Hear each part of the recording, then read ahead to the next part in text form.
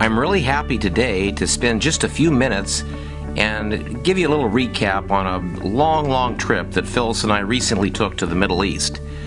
We've had many opportunities to travel extensively in our lives to virtually every continent on the planet, and we've been to the Middle East before, but this was a special trip because we hadn't been there for some years. Let me give you just a little recap about some of the places and the people and the things that I experienced, that Phyllis and I experienced together during our trip.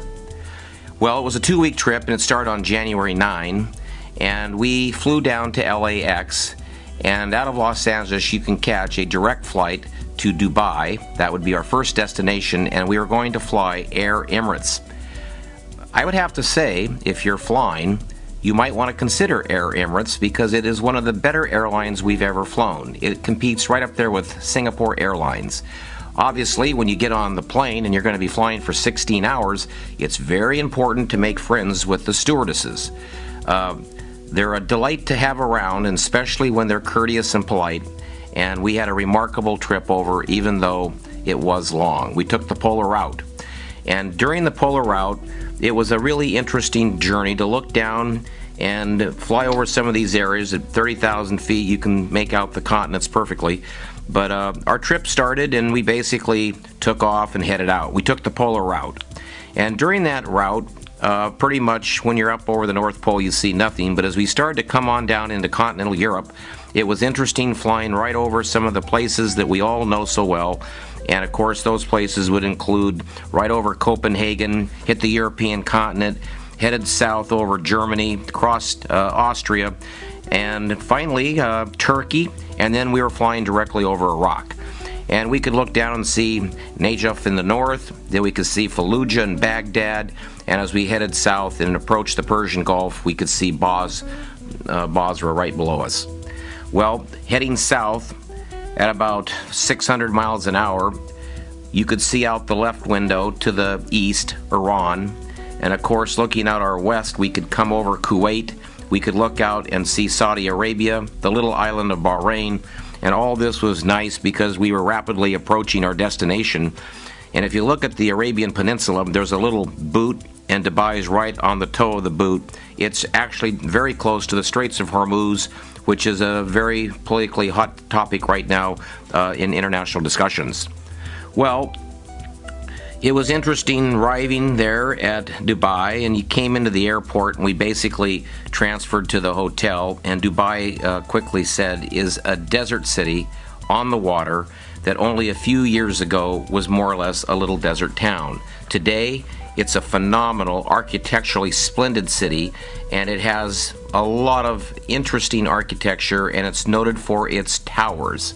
And of course, on the tower highlight, I would like to bring your attention to the Burj Khalifa, which is the tallest tower in the world. It was designed by a firm out of Chicago, and to this day, it's up there, I don't know, about 2,400 feet, roughly. Well, we went to our hotel, the Intercontinental Hotel, and checked in, and then a little bit later went down to check out the ballroom where I'd be lecturing tomorrow. That's just something that Ruddle likes to do, to kind of have it in my mind, and it was Ballroom A.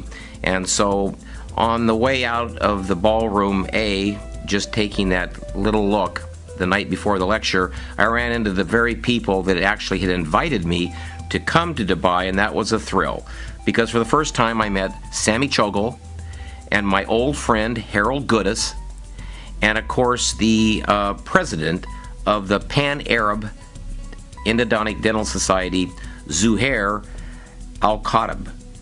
And Zuhair was a really cool guy, and he was the second president of the Pan-Arab meeting, and so these were nice guys, and they were very cordial. Of course, Harold and I knew each other and have known each other for 30 years as a Schilder graduate out of Boston University. And in fact, he's at the Boston University of Dubai. So that's what's going on in Harold's life. So essentially, I met these guys, went back to my room, had a little room service with Phyllis, and the Congress began the next day. And it was really interesting to see the people participating in this Congress, because it was quite a few well-known names internationally. Leif Bachland from Loma Linda University was speaking on trauma. Christine Sedgley, the new department chairman of endodontics at the Oregon Health Science Center, she talked on disinfection. And that was a very stimulating talk, and the room was well received. People really enjoyed hearing Leif and Christine. And then my friend Ave Peters, he spoke about ProTaper, the #1 file system in the world, and he did workshops on following days.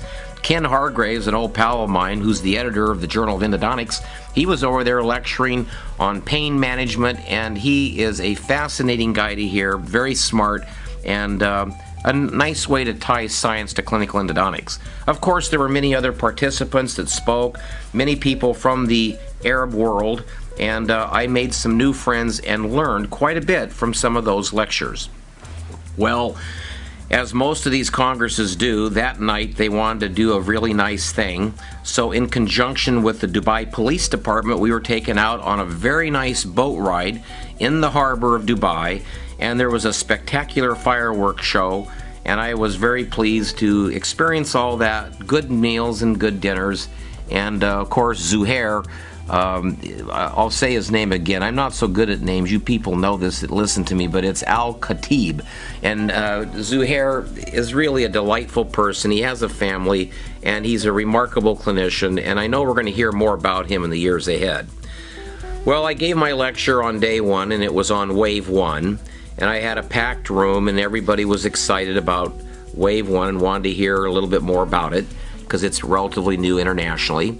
My second day, my assignment was disinfection, so I spoke about the endoactivator and presented all the most recent research and updates to a very packed room, and it was thrilling how many people are embracing the endoactivator in this part of the world.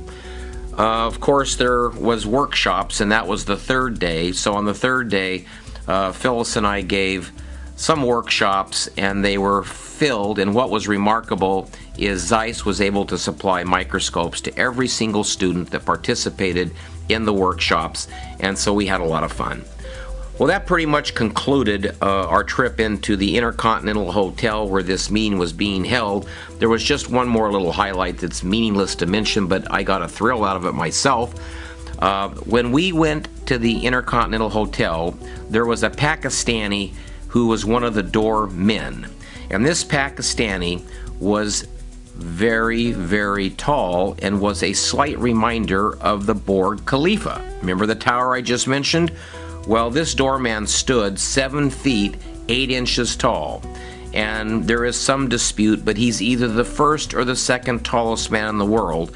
So when this man greeted us and then helped us get our things into the car to head to the airport to head on to Jordan, it was a big thrill to see this guy. And anyway, he stands out in my mind. His facial features stand out in my mind as a remarkable example of the experiences one encounters in international travel.